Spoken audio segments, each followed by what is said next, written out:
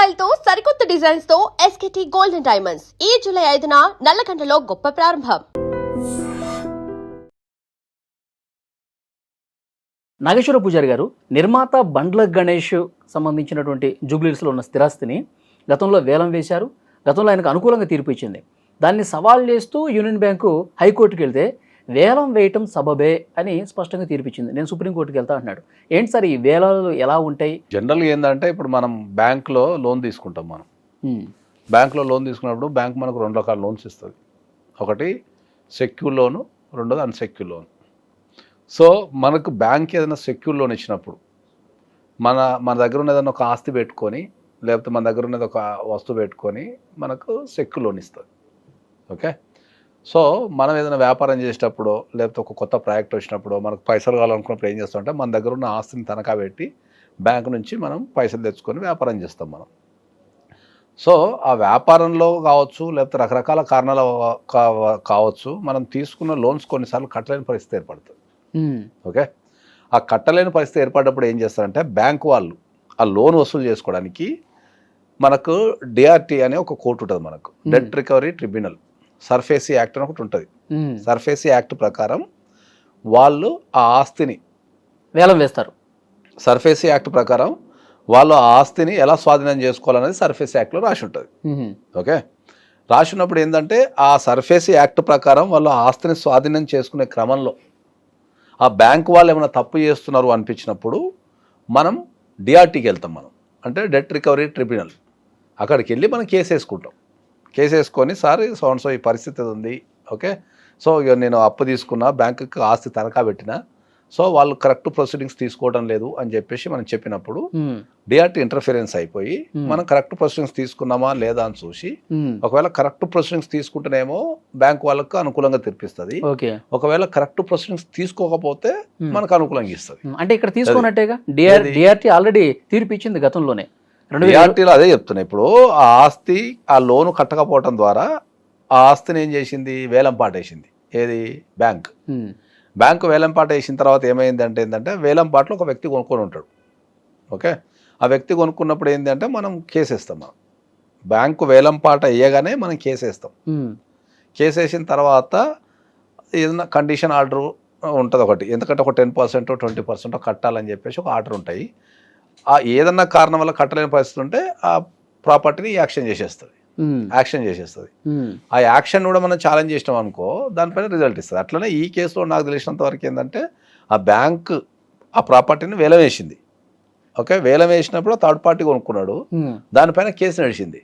Case నడిచిన తర్వాత DRT ఏం చెప్పింది అంటే ఆ వేలం పాట అనేది, ఈ యాక్షన్ అనేది సక్రమంగా జరగలేదు కాబట్టి మేము దాన్ని రద్దు చేస్తున్నాము అని చెప్పేసి డిఆర్టీ వేలం ద్వారా వచ్చినటువంటి సొమ్ముని మళ్ళీ ఆ యజమానులకు ఇచ్చేయండి అని, ఎవరైతే ప్రాపర్టీ కొన్నారో వాళ్ళకి తిరిగి ఇచ్చేసేయండి అని చెప్పేసి వచ్చింది.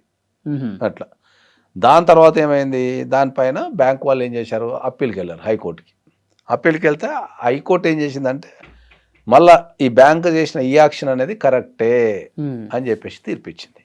ఓకే, ఇప్పుడు ఏంటి సార్ ఆయన ముందున్నటువంటి ఆప్షన్స్ ఏంటి? జనరల్గా ఏముంటుంది, ఇప్పుడు మనకు హైకోర్టు తీర్పిచ్చింది కాబట్టి మనకు ఈ ఇన్ఫర్మేషన్ ఉన్న ప్రకారం ఏంటంటే మనకు డిఆర్ఏటీ అని ఒకటి ఉంటుంది. ఏది, డిఆర్టీ మీద అప్పీల్ వెళ్ళటానికి కలకత్తాలో డిఆర్ఏటీ ఒకటి ఉంటుంది. లేదా హైకోర్టు ఆర్డర్ని మనం ఛాలెంజ్ చేస్తానికి సుప్రీంకోర్టు ఉంటుంది. సో డిఆర్ఏటీకి కానీ లేదా సుప్రీంకోర్టుకి కానీ వెళ్ళే అవకాశం ఖచ్చితంగా ఉంటుంది. ఓకే, నేను న్యాయ పోరాటం చేస్తా, సుప్రీంకోర్టుకి వెళ్తా అంటున్నాడు ఆయన. అవును, అదే ఆప్షన్ కదా, మనకు రాజ్యాంగం ఇచ్చిన హక్కు అది. అప్పీల్కి వెళ్తాం అనేది చట్టపరంగా మనకి ఇచ్చిన హక్కు.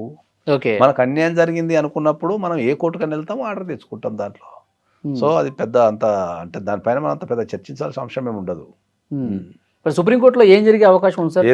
ఇప్పుడు డిఆర్టీ ఎలాగో ఆయనకు అనుకూలంగా ఇచ్చింది, డిఆర్టీ అనేది ఆయనకు అనుకూలంగా ఇచ్చింది, హైకోర్టు అనేది ఆయనకు వ్యతిరేకంగా ఇచ్చింది, తర్వాత సుప్రీంకోర్టు అనుకూలంగా ఇవ్వచ్చు దాంట్లో తప్పేమో. అంటే ఈ కేసుని మీరు చూసిన దాని ప్రకారం మీ అబ్జర్వేషన్? నేను ఎక్కడ చూడలేదు, మనం ఓన్లీ పేపర్లు వచ్చే దాని మీదనే మనం బేస్ చేసుకుని మాట్లాడుతున్నాము. డిఆర్టీ ప్రొసీడింగ్స్ మీద నాకు అవగాహన ఉంది కాబట్టి దాన్ని బేస్ చేసుకునే మాట్లాడుతున్నా తప్ప మన కేసులో ప్రత్యక్షంగా పాల్గొన్నది కానీ కేసును చూసింది కానీ ఏం లేదు. కాకపోతే ఎంటైర్ ప్రొసీడింగ్స్ తెలుసు నాకు, డిఆర్టీకి సంబంధించి సుప్రీంకోర్టు వరకు తెలుసు కాబట్టి ఇప్పుడు బీయింగ్ అడ్వకేట్ ఏమవుతుంది అంటే మనకు ఒక విషయం చెప్పని మనం మాట్లాడేస్తాం అంతే. కాబట్టి మళ్ళీ అనుకూలంగా తీర్పు రావచ్చు. ఓకే. అది ఇంకోటి ఏంటంటే దాంట్లో డిఆర్టీకి అంటే మనకు జనరల్గా ఈ ఆస్తుల వేలానికి సంబంధించి చాలా జడ్జిమెంట్స్ ఉన్నాయి. ఓకే, మనం ఒకవేళ దాన్ని రకరకాలుగా ప్రూవ్ చేయగలిగితే దాంట్లో గెలిచే అవకాశాలు చాలా ఉన్నాయి అట్లా. కాబట్టి ఒక హైకోర్టులో వచ్చిన తీర్పుని బేస్ చేసుకొని ఎప్పుడు కూడా మనము దాన్ని కన్క్లూషన్ రావద్దు. ఓకే, మనకి ఇంకా 2 ఆప్షన్లు ఉన్నాయి. సరే, ఈ వేలం ప్రక్రియ అసలు ఏ విధంగా చేస్తాయి బ్యాంకులు ఒక్కసారి క్లియర్గా? వేలం ప్రక్రియ ఏంటంటే ఇప్పుడు అదే ఇంతకుముందు చెప్పినట్టు ఏంటంటే మనం గనక ఒక ఆస్తిని మనం తాకట్టు పెట్టి బ్యాంకులో లోన్ తెచ్చుకుంటాం. లోన్ తెచ్చుకున్న తర్వాత దానికి ఎవ్రీ మంత్ ఒక ఈఎంఐ లెక్క కొన్ని సంవత్సరాలు కట్టమని చెప్తుంది బ్యాంక్. సో మనం ఆ బ్యాంకుకి మనం ఈఎంఐ కట్టుకుంటూ పోతుంటాం. ఆ సక్రమంగా కట్టుకుంటా ఆ లోన్ మొత్తం క్లియర్ చేస్తే మన ఆస్తి పేపర్లు మనకి ఇచ్చేస్తారు. ఇది ప్రాసెస్. ఓకే, ఈ ఈఎంఐలు కట్టే క్రమంలో ఈఎంఐలు కావచ్చు, లేకపోతే కొన్ని సందర్భాల్లో ఓవర్ డ్రాఫ్ట్ తీసుకుంటాం, ఓవర్ డ్రాఫ్ట్ కావచ్చు, ఏదైనా సరే అది కట్టే క్రమంలో మనకి ఏమైనా ఇబ్బందులు ఎదురైంది అనుకుందాం, మనకు కట్టలేని పరిస్థితి ఉంటుంది అనుకో, బ్యాంకు మనకు ఒక 3 ఈఎంఐల వరకు ఛాన్స్ ఇస్తుంది. ఒక 3 ఈఎంఐల వరకు కట్టకుండా ఉన్నా కూడా కొద్దిగా కాముష కూర్చుంటుంది. కాముష కూర్చొని 3 ఈఎంఐల వరకు ఛాన్స్ ఇస్తుంది. ఆ 3 ఈఎంఐలు మళ్ళీ కట్టుకుంటూ పోయినాం అనుకో, మళ్ళీ అది రెగ్యులరేషన్ అయిపోతుంది. ఒకవేళ 3 ఈఎంఐలు కూడా కట్టలేదు మనం అనుకో, అప్పుడు అది దాన్ని ఎన్పిఏ కింద ప్రకటిస్తారు. ఎన్పిఏ అంటే ఏంది? Non performing asset.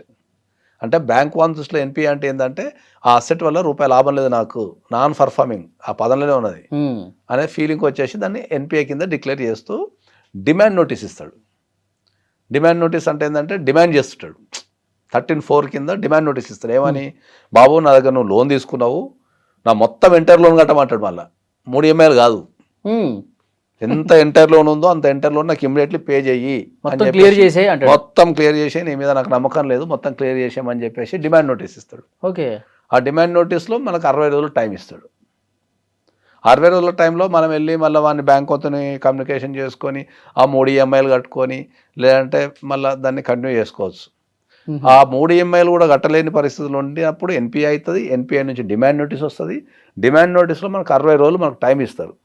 ఆ 60 రోజులు టైం ఇచ్చినా కూడా కట్టలేదు అనుకో, నెక్స్ట్ స్టెప్కి వెళ్ళిపోతాడు. పొజిషన్ నోటీస్ అంటాడు. అంటే నీ ఆస్తిని స్వాధీనం చేసుకుంటా అంటాడు. ఇంతకుముందేమో డిమాండ్ చేసిండు, తర్వాత ఏం చేస్తాడు? ఆస్తిని స్వాధీనం చేసుకుంటా అంటాడు 13(2) కింద. ఓకే, అది పొజిషన్ నోటీస్. పొజిషన్ నోటీస్ అంటే నీ ఆస్తిని పొజిషన్ తీసుకుంటా అంటే స్వాధీనం చేసుకుంటా నోటీస్ ఇస్తాడు. మళ్ళీ అది 2 రకాలు ఉంటుంది మనకు. ఓకే, సో ఒకటి మనకు నిజంగా వెళ్ళి తాళం వేసేస్తాడు, లేదా దాన్ని యాక్చువల్ పొజిషన్ అంటాం దాన్ని. కొన్ని సందర్భాలలో ఇప్పుడు నీకు ఓపెన్ ఫ్లాట్ ఉందనుకో, దాన్ని మనం స్వాధీనం చేసుకోవడానికి ఏమి ఉండదు. ఓకే, సో పొజిషన్ నోటీస్ ఇస్తాడు. పొజిషన్ నోటీస్లో మనకు 30 days టైం ఇస్తాడు. మళ్ళీ 1 month టైం ఇస్తాడు. ఆ పొజిషన్ నోటీస్ కూడా మనం బ్యాంకుతో కూర్చొని ఏం మాట్లాడుకోలేదనుకో, నెక్స్ట్ వాడు అప్పుడు ఈ యాక్షన్కి పోతాడు. నేను అమ్మేసుకొని నాది రికవరీ చేసుకుంటా అంటాడు. కేసులో ఈ యాక్షన్కి పోయినప్పుడు ఏంటంటే మనకు పేపర్లో పబ్లికేషన్ ఇస్తాడు, పలానా ఆస్తి ఉంది మేము అమ్ముతున్నాము, వచ్చి యాక్షన్లో పాల్గొనండి అంటాడు. ఎవరన్నా పోయి యాక్షన్లో పాల్గొన్నారు అనుకో, అకార్డింగ్ టు లా ప్రకారం ఎవరన్నా పోయి యాక్షన్లో పాల్గొన్నారు అనుకో, వాళ్ళకి ఇచ్చి అమ్మేస్తాడు. అమ్మేసి ఆ పైసలు తెచ్చేసుకొని ఆ లోన్ పూర్తి చేసుకుంటాడు. This the process. Okay okay, కాకపోతే ఏంటంటే మనకు పొజిషన్ నోటీస్ మీద ఉన్నప్పుడు కానీ, యాక్షన్ నోటీస్ మీద కానీ, ఈ యాక్షన్ జరిగిన తర్వాత కానీ మనం కోర్టుకి వెళ్ళే అధికారం మనకు ఉంటుంది. ఓకే, ఈ ప్రాసెస్ సవ్యంగా జరిగిందా లేదా అన్నది ఇక్కడ చూడాలి కోర్టులో. డిఆర్టీలో డ్యూటీ ఏముంటుంది?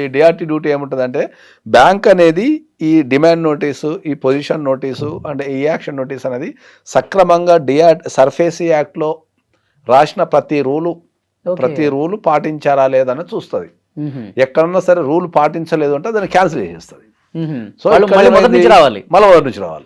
ఇక్కడ ఏమైంది? ఈ యాక్షన్లో జరిగినప్పుడు ఈ యాక్షన్ అనేది సక్రమంగా జరగలేదు కాబట్టి నేను క్యాన్సిల్ చేస్తున్నా అని చెప్పేసి డిఆర్టీ ఇచ్చుంటుంది ఆర్డర్.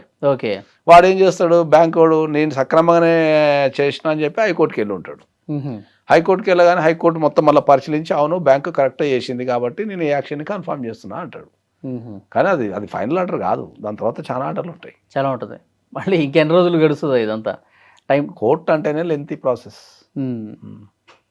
చూద్దాం సార్, ఈ కేసులో మళ్ళీ నెక్స్ట్ పరిణామం మీద మళ్ళీ మాట్లాడదాం. చాలా చక్కగా వివరించారు. తప్పకుండా. Thank you very much. Right.